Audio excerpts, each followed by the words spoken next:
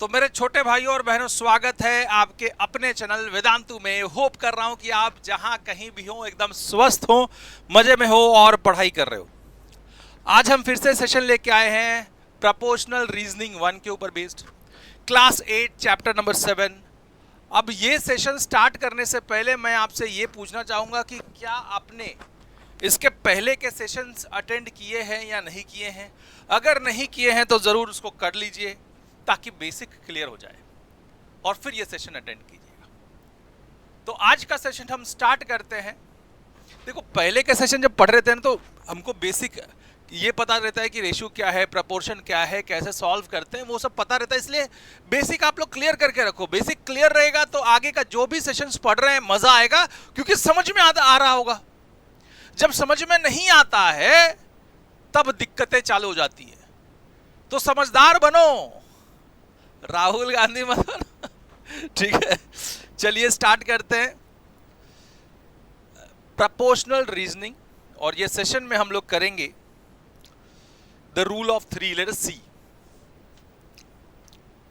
Example के माध्यम से कुछ समझने की कोशिश करेंगे। एग्जाम्पल्स के माध्यम से ही हमको बहुत कुछ समझाया गया है चैप्टर में, और वैसे ही हम लोग चलते हैं, वैसे ही हम लोग करने की कोशिश करते हैं। ठीक है, चलिए जरा ध्यान से सुनिएगा। For the mid day meal in the school with 120 students, the cook usually makes 15 kg of rice on the rainy day. Only 80 students come to the school. How many kilograms of rice should be cook make so that food is not wasted? बात समझ में आ रही है क्या आपको? क्या बोला है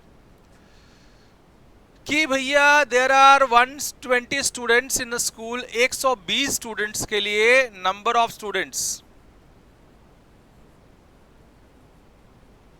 कितने हैं? 120। The cook usually makes 15 kg of rice. So total rice data लिख लो भाई।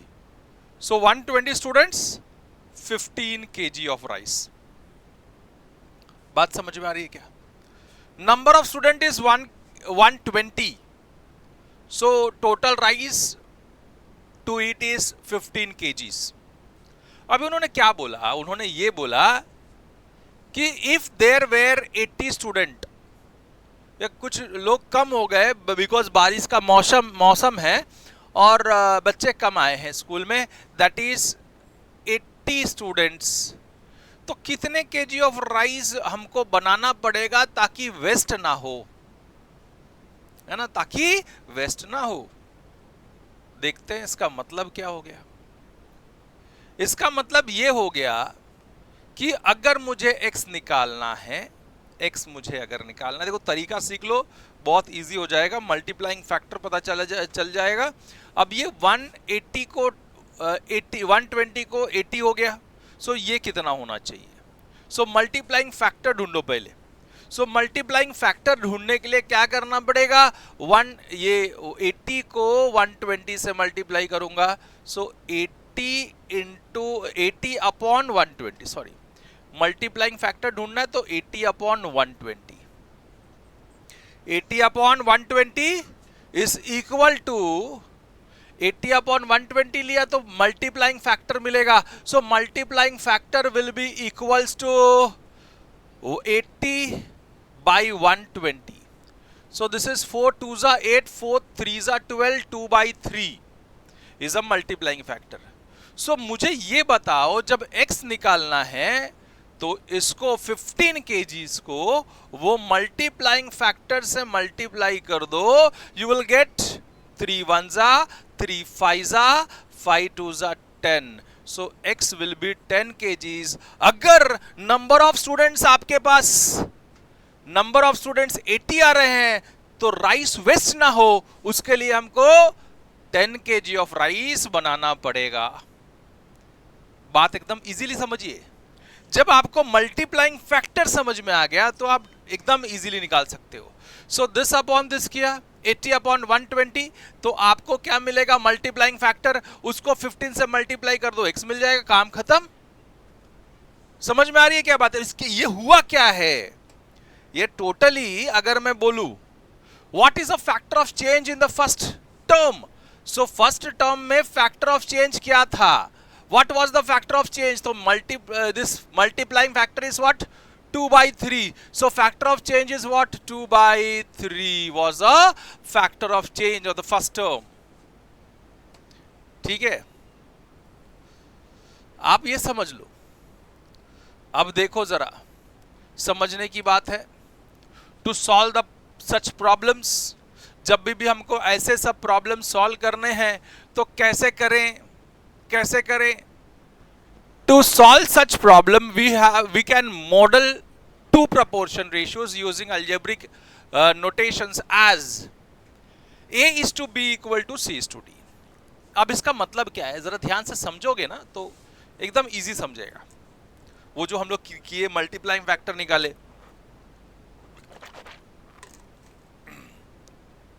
तो जब भी ऐसा कोई रेशियो दिया है A upon B is equal to C upon D, इसका मतलब यही है कि A अपॉन B, इसका मतलब क्या है, this is A upon B equal to C upon D, है ना। इसका मतलब तो यही है।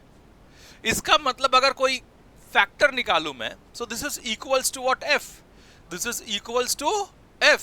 इसका मतलब कि C is equal to D into F, C is equal to D into F, C is equals to D into F। या हम इसको इधर लेके जाए, इसको इधर लेके आ जाए, तो भी आप देखो तो क्या हो रहा है। अगर मैं इसको इधर लेके आ जाऊं, इसको इधर लेके आ जाऊं, तो फिर क्या हो रहा है, that is A upon F, A upon C is equal to F, है ना। A upon C is equal to F and B upon D will be equals to F। So ये मल्टीप्लाइंग फैक्टर है, तो A is equal to F into C and B is equal to F into D। बात समझ में आ रही है क्या, है ना। ये तो ऐसे ही हो गया, दैट इज अगर मैं इसको देखूं तो A upon C will be equal to B upon D, इसका मतलब यही है। So A upon C is equal to F, B upon D is equal to B upon D is also equals to F। So इसका मतलब A equal to F into C, B equal to F into D। बात समझ में आ गई। अभी सोचो, simple सा सोचो। देखो हमारे पास अगर ये आ रहा था, क्या हो रहा था, दिस वॉज 120 चेंज होके 80 हुआ। कैसे हुआ रहेगा, इसको जब हमने 2 by 3 से मल्टीप्लाई किया तब हुआ रहेगा ये, है ना। और वैसे ही तो दिस इज, अगर मैं सोचूं, सो 120 चेंजेस टू 80, इसको सोच के देखो तो ये हुआ कैसे।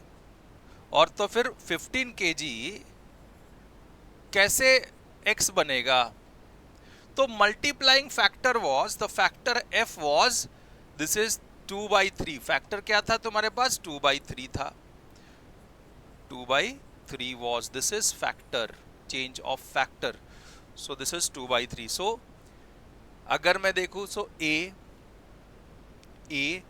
Upon this C, A upon C is equal to F, A upon C is equal to F, so A equal to, this is A, this is C, this is B and this is D, so A is equal to, this is what F, so A is equal to F into C, A equal to F into C, and वैसे ही B equal to F into D, B equal to F into D, बराबर है। हाँ sir, यही तो कर रहे थे, और क्या कर रहे थे, तो हर एक चीज को समझना, एनालाइज करना, इसके अंदर तैरना बहुत बहुत सुकून देगा तुम लोग को अगर समझ जाओगे हर एक चीज। तो जरूरी है कि मतलब डूब जाओ, जैसे प्यार में डूब जाते हैं। अब प्यार बोला ना तो सीधा सीधा वही आता है दिमाग में, गर्लफ्रेंड बॉयफ्रेंड। अरे मम्मी का प्यार है, डैडी का प्यार है, भाई का प्यार है, गुरुजनों का प्यार है। प्यार तो किसी से भी हो सकता है ना, और किसी का भी प्यार हो सकता है। तो आप वो ध्यान में रखो कि दिमाग में, वही बोला मैंने, दिमाग तो हमारा एक ही जगह चलता है, वो तो फैक्ट है। दिमाग जो है ना, वो गंदगी को ज़्यादा ढूंढते रहता है, तो वो ना हो तुम्हारे साथ। थोड़ा सा ध्यान सही जगह पे लगाना है। प्रेम करो, मैथमेटिक्स से प्रेम करो। ठीक है, चलिए देखते हैं। तो हमको क्या आया, a equal to F into C and b equal to F into D. बात समझ में आ गई। अब ये दोनों से अगर मैं डिवाइड भी कर लेता, सो a अपॉन b वही है, देखो a upon b is equal to, so सीधा सीधा बात है, अगर ऐसा होगा a upon b is equal to c upon d, so cross multiplying a into d is equal to b into c, b into c। अब इससे हम क्या क्या निकाल सकते थे, देखो हमको ये d निकालना था पहले वाले, तो d जब इधर गया, so d will be equal to b into C by A, b into C by A.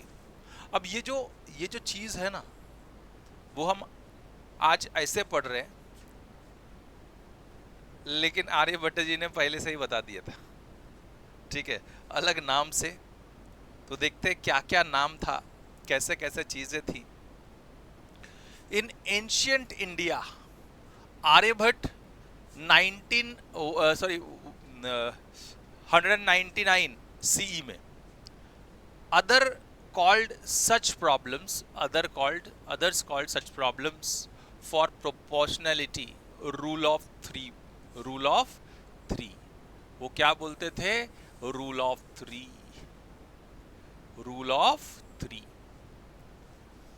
There are three numbers given the Pramana measures A। Pramana means A। प्रमाणा का मतलब क्या है, देखो अभी जो हम लोग ने हमारे केस में ए लिया है, तो प्रमाणा मीन्स ए। फला मीन्स फ्रूट, प्रमाणा मीन्स मेजरमेंट होता है हिंदी में।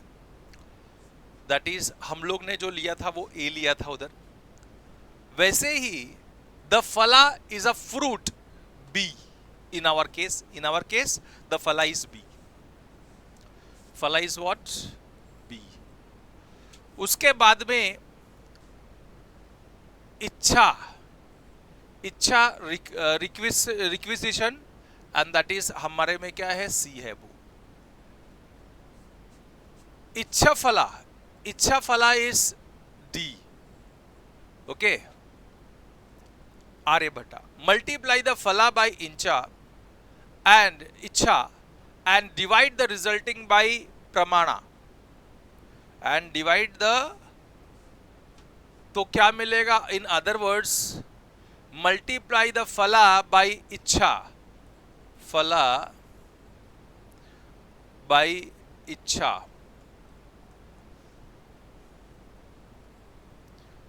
EHHA। ओके, एंड रिजल्टिंग को डिवाइड बाय प्रमाणा। So this will give you इच्छा फला।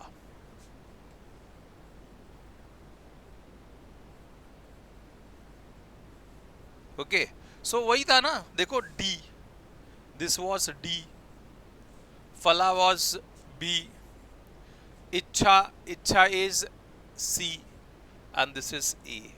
वही आया, A into D is equal to B into C, यही है ना, बराबर है।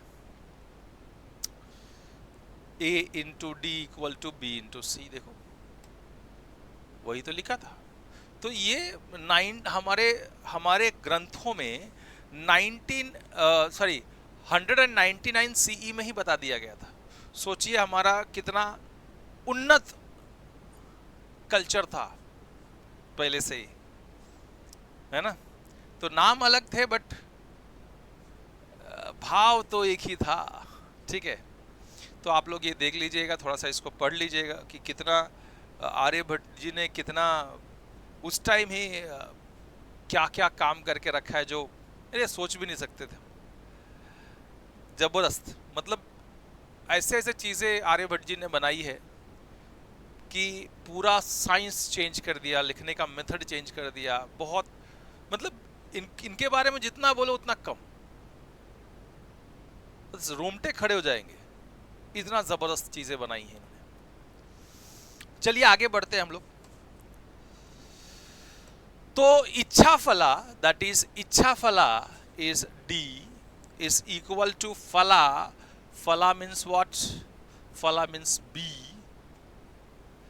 equal to B into Ichha means C upon Pramana is A. So आप लोग ये मॉडर्न टाइम में हम लोग लिखते हैं, और ये किसने दिया था? आर्यभट्ट जी ने हमको दिया था बना के. सोचिए, what a great personality he was. अब कुछ क्वेश्चंस करते हैं बेस्ड ऑन दैट एंड थोड़ा सा उसके ऊपर डिस्कस करते हैं. A car travels 90 kilometre in 150 minutes. एक कार जो है 90 किलोमीटर चल रहा है 150 मिनट्स में. So distance is what? Distance is 90 kilometers in 150 minutes. Time is what? 150 minutes. अब इसमें कंफ्यूजन क्या होगी और कैसे सॉल्व करते हैं वो देखते हैं. A car travels 90 kilometer in 150 minutes.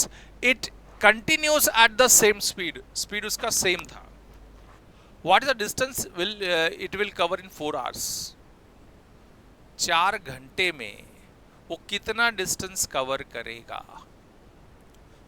बात समझ में आ रही है क्या? क्या हो रहा है? हाँ सर, बात तो समझ में आ रही है. अब जरा ध्यान से सुनिएगा. देखो, 2-3 चीजें हैं इसमें. आप क्या कर रहे हो, कैसे कर रहे हो. सो अगर मैं इसको करूं तो ऐसा कर जाऊंगा, 90 upon 150 is equal to x upon 4. Answer फिर भी मिलेगा. चलो करके देखते हैं. सो अब ये देखो, 0 0 कैंसिल, 0 0 कैंसिल, 3 3 जा 3 5 जा. अब प्रॉब्लम कहाँ है सर? तो x इक्वल टू, अगर मैं इसको देखूं, x इक्वल टू 4 3 जा 12, 12/5. ये क्या मजाक चल रहा है क्या? 4 घंटा, ये 150 मिनट है.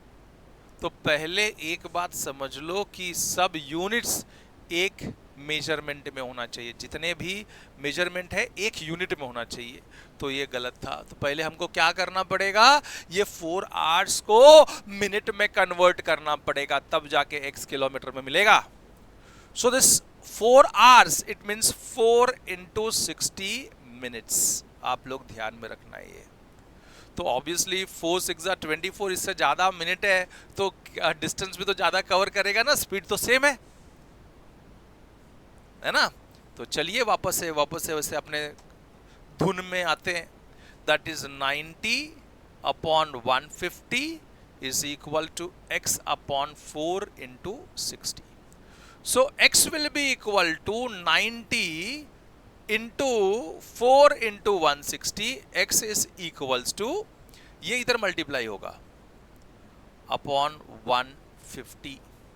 तो 1 0 गया, 3 3 जा 3 5 जा 5 1 जा 5 1 जा 5 2 जा. सो x will be 3 into 4 into 12.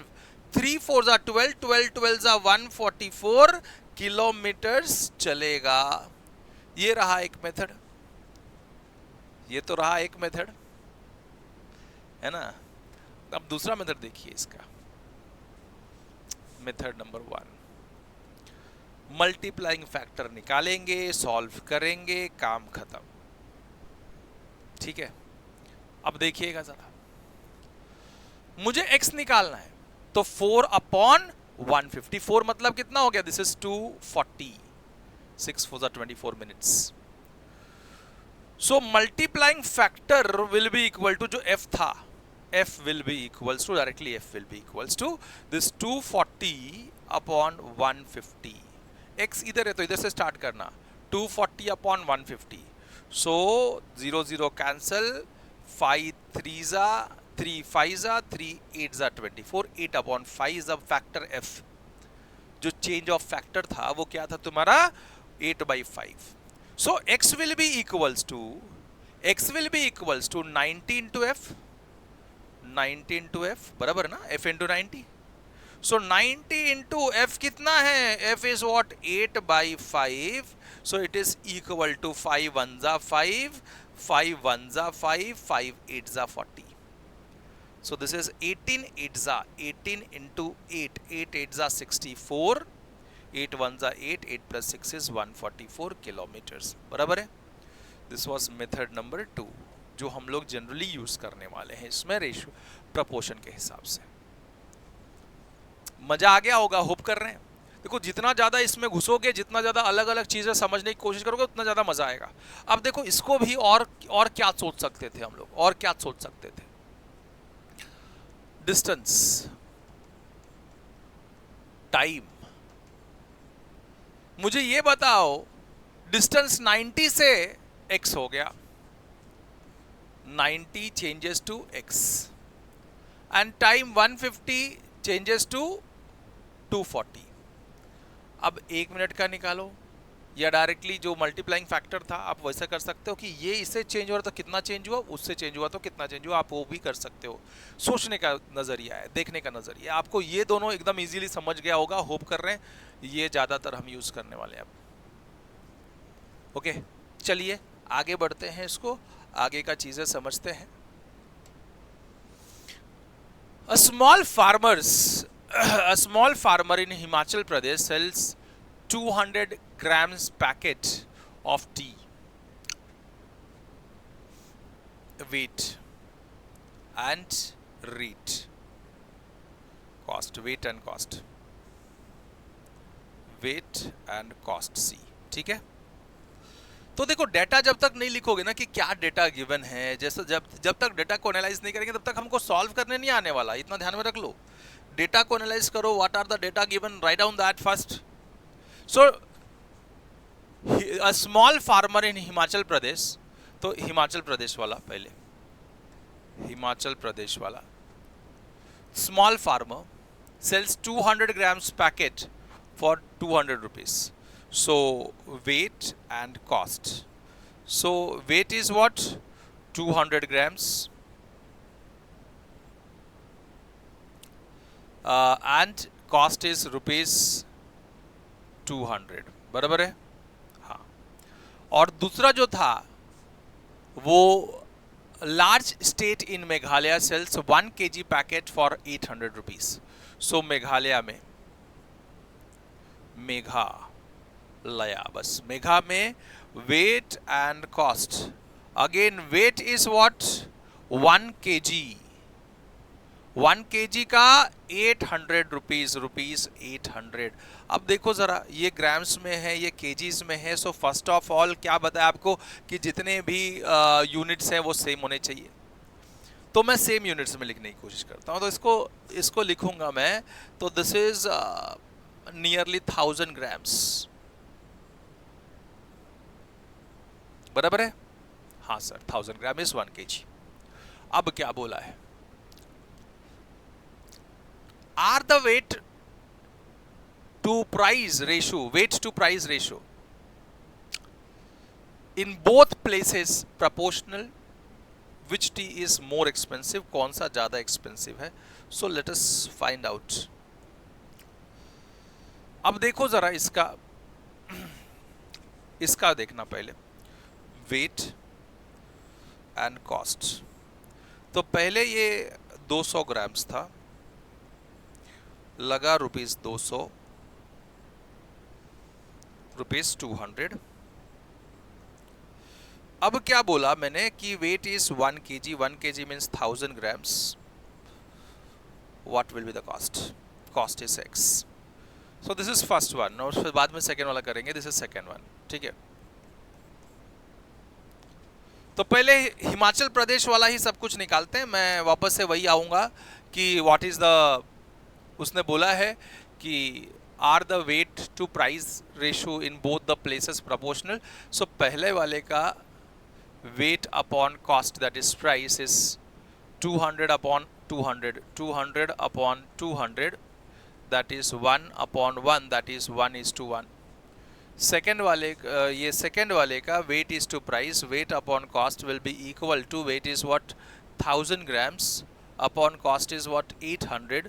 सो 2 0 चला गया, 4 5 10, 4 8, 5/4, it means 5:4 is the ratio, weight is to price. चलो वेट इज टू प्राइस का पहले दोनों का हमको वैल्यू मिल गया। ओके सो हमने weight are the weight and price of the ratio of both places proportional, तो बोलना नो, दिस बोथ प्लेसेस का weight and cost weight and price ratio is not proportional. Weight to price to cost ratio is not proportional, is not proportional नहीं है। ठीक है, ये पहला वाला हो गया हमारा। अब सेकेंड वाले पे आते हैं। इसमें सेकेंड वाले में क्या पूछा है वो देख लेते हैं। ठीक है चलो, सेकेंड वाला क्या पूछा है, विच टी इज मोर एक्सपेंसिव। तो एक काम करो, 1 kg टी का कॉस्ट निकाल लो, दोनों का पता चल जाएगा।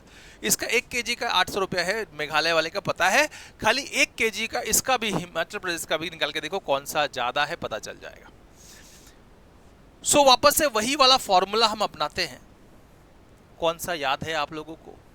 हाँ वही, पहले फैक्टर f ढूंढेंगे। f विल बी इक्वल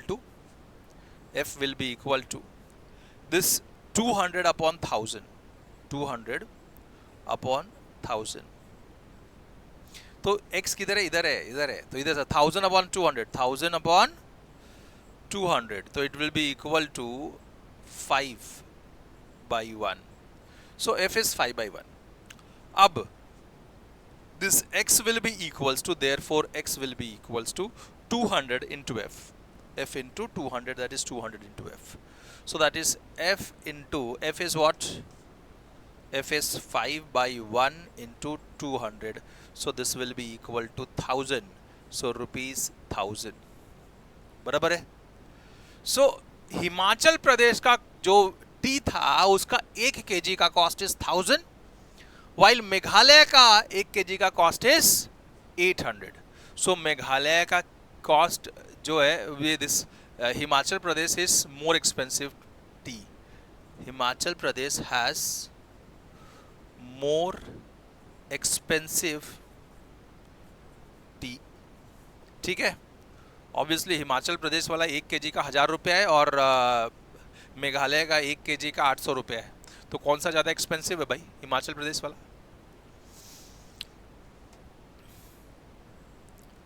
चलिए अब हम आ जाते हैं अपने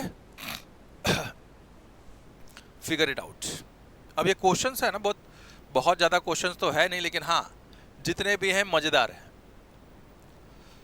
the earth travels approximately 940 million kilometre around the sun in a year.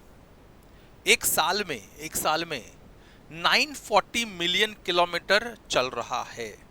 अब देखो ये सब क्वेश्चन जो रहता है ना, तो आप लोगों को ये बात पता होना चाहिए कि साल भर में कितना नंबर ऑफ डेज होते हैं, कितने नंबर ऑफ वीक्स होते हैं, सारे सब कुछ पता होना चाहिए।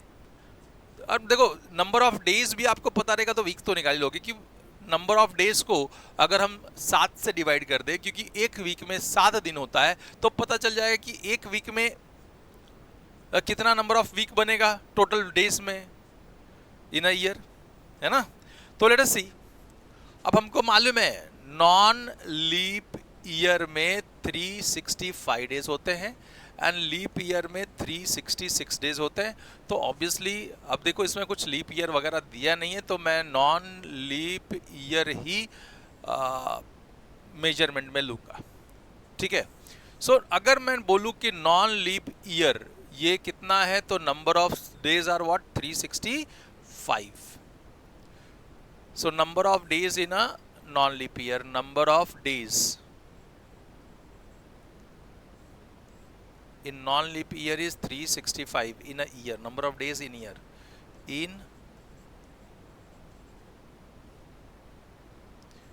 is 365. So अब देखो number of weeks will be equals to 365 upon 7. Let it be. This is 365 upon 7. Divisible नहीं है, leave it as it is. Nearly it will be 52 या 52 समथिंग आएगा पॉइंट, लेकिन रहने दो ऐसे ही। अब ये मिलने के बाद में एक साल में the earth travels approximately 940 million kilometres, मतलब around the sun in a year. So distance travelled in 1 year will be 940 million means what? 10 lakhs बराबर this is million kilometers.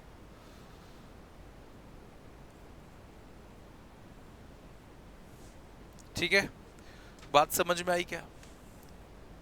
अरे यार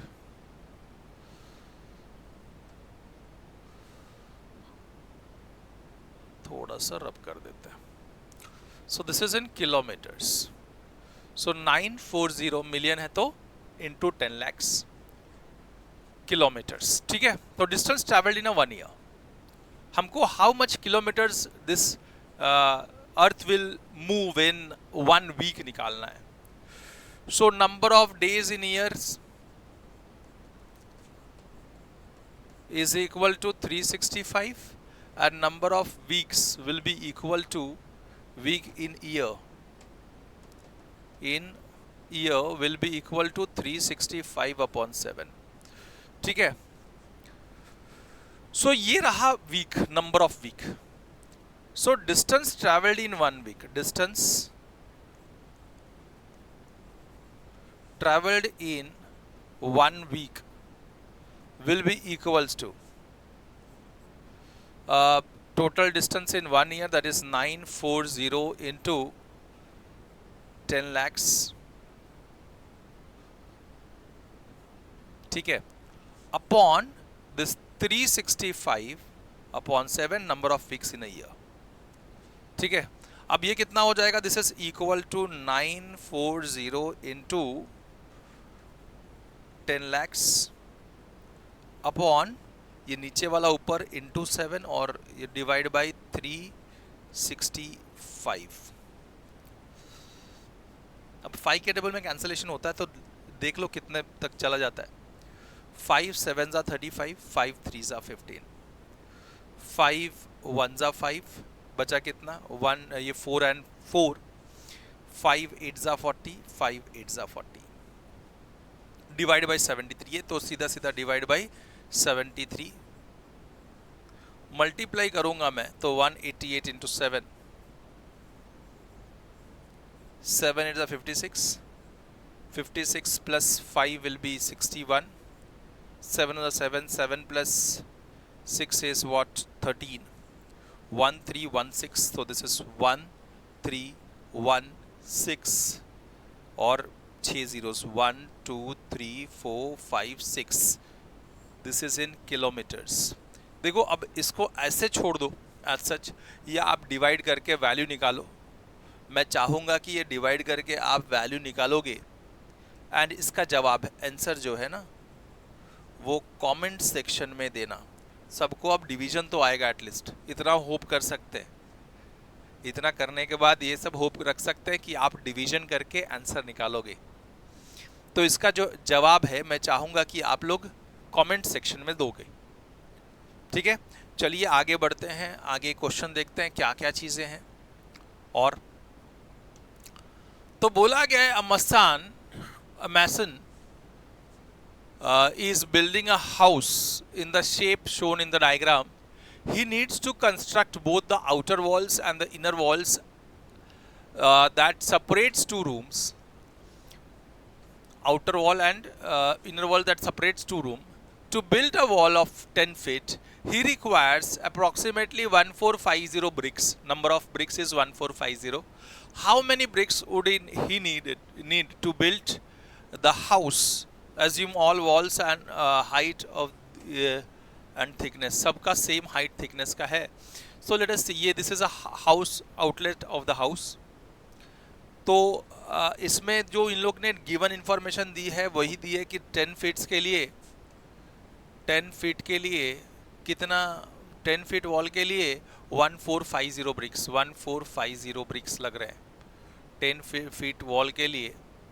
सो size of the wall is this and number of bricks, number of bricks. अब जरा ध्यान से देखो, पहले तो हम ये काउंट करेंगे तो कितना लेंथ ऑफ द वॉल है ना. So length of the wall will be equals to, अब ज़रा ध्यान से सुनो जो बन रहा है वो, this is 12, this is 12 feet, this is 12 feet, बराबर है। तो 3 टाइम्स 12 फीट, ये और ये, तो 3 टाइम्स 12 फीट प्लस ये 15 है, ये भी 15 है, सो 2 टाइम्स 15 प्लस 2 टाइम्स 15 है ना, प्लस ये 9 है तो ये भी तो 9 है, तो प्लस 2 टाइम्स 9 फीट। उसके बाद में ये तो काउंट हो गया, अब ये 9 ये 9 प्लस 2 टाइम्स और एक बार 9, सो 2 टाइम्स 9 प्लस ये 6 फीट ऐड हो गया। अब ऐड करो ज़रा, 12 3 ज़ा 36, 15 2 ज़ा 30, 9 2 ज़ा 18 प्लस 18 प्लस 6, तो total length of the wall will B, this is 18 plus 18 plus 36, तो ऐड इधर ही कर देता हूँ, 36 30 18 18 एंड 6, तो ये हो गया 6 2 ज़ा 12, 12 प्लस 8 2 ज़ा 16, सो इट्स 28, 2 एंड 8। फिर उसके बाद में 6 6 3 9 9 10 108, सो दिस इज 108 फीट का लेंथ का वॉल है जो घर बनाने में उपयोग हुआ है।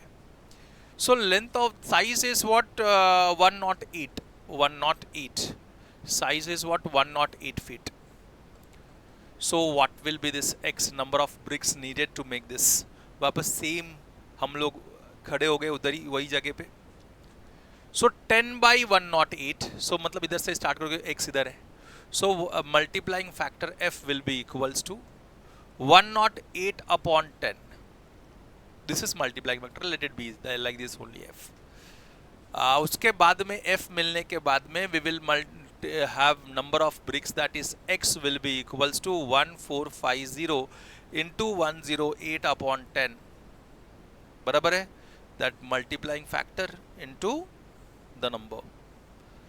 चलो मैं पहले वही कर लेता हूँ, f into this 1450, so f is what 108 upon 10 into 1450, 1010 गया, तो दिस इज 108 इंटू 145, मल्टीप्लाई करो 145 इंटू 108, 8 5 ज़ा 40, 4 एंड 0, 8 4 ज़ा 8 5 ज़ा 40, 8 4 ज़ा 32, 32 प्लस 4 इज 36, 8 1 ज़ा 8, 8 प्लस 3 विल बी 11, एक और 0 0 0 चला जाएगा, तो मैं 0 हटा ही देता हूँ सीधा सीधा, 4 5 4 5 4 1, तो 0 6 6 5 1, so 15660, 15660 number of bricks will be needed to make the house। घर बनाने के लिए इतने ब्रिक्स लगने वाले हैं। होप कर रहा हूं कि हर एक चीज आप लोग को इसमें से समझ में आई हो। अब देखो सिंपल सा बात मैं आपको एक चीज बताना चाहूंगा कि जब भी ऐसा हो, ओके, तो आप एक चीज बता देता हूं,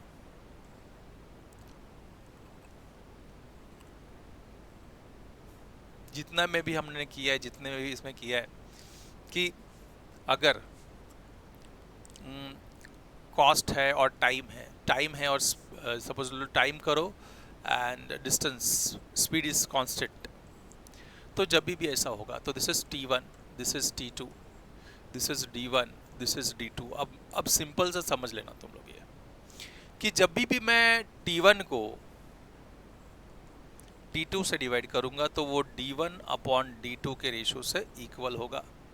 सो मल्टीप्लाइंग फैक्टर हमेशा यही देगा, वो t1 upon t2 is equal to f and d1 will be equal to, then अगर d1 निकालना है तो t1 upon t2 into f, sorry into this d2, so d2 into that f।